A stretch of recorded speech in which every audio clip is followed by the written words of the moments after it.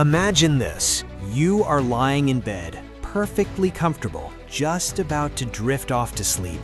And then, out of nowhere, you feel it. A tickle on your ankle, a prickly sensation on your back.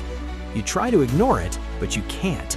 The sensation screams at your brain until you do the only thing you can do. You scratch.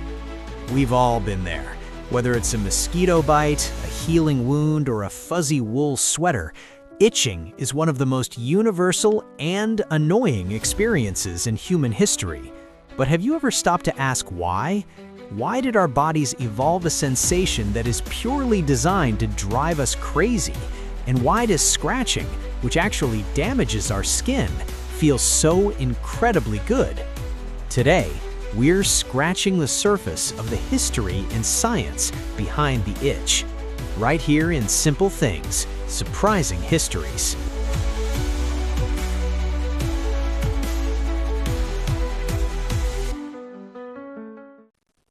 To understand the itch, we have to look at it not as an annoyance, but as a weapon.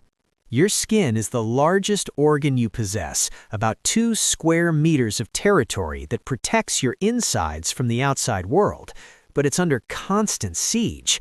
For our ancient ancestors, a small tickle wasn't just a nuisance, it was a life-or-death warning.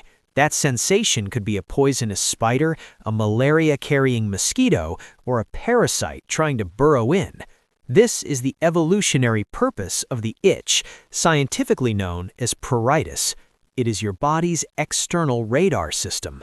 Unlike pain, which tells you to pull away after you've been hurt, like touching a hot stove, an itch tells you to react before the damage gets worse. It triggers the scratch reflex, a mechanical way to sweep the threat away before it can bite, sting, or lay eggs. So in a way, that annoying tickle is your skin trying to save your life. Here's where the history gets surprising. For decades, scientists and doctors actually got this wrong.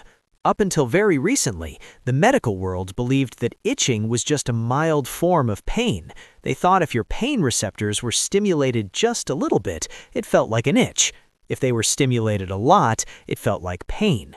But they were wrong. In the late 2000s, researchers made a breakthrough.